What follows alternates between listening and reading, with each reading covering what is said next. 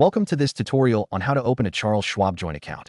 A joint account can be a great way to manage your finances together with a partner, family member, or friend. Let's go through the steps to get started. First, visit the Charles Schwab website. Look for the option to open a new account. You will typically find this option prominently displayed on the homepage. Once you click on it, you will be prompted to select the type of account you want to open. Choose the joint account option and click on it to proceed. Next, you will need to fill out the online application form.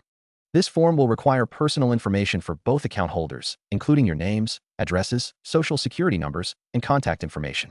Make sure both parties are present to provide the required details accurately. After completing the form, review all the information to ensure it is correct before submitting. Finally, after submitting your application, you may need to provide additional documentation or verification. This could include forms of identification or proof of address. Once your application is approved, you will receive confirmation and instructions on how to fund your new joint account.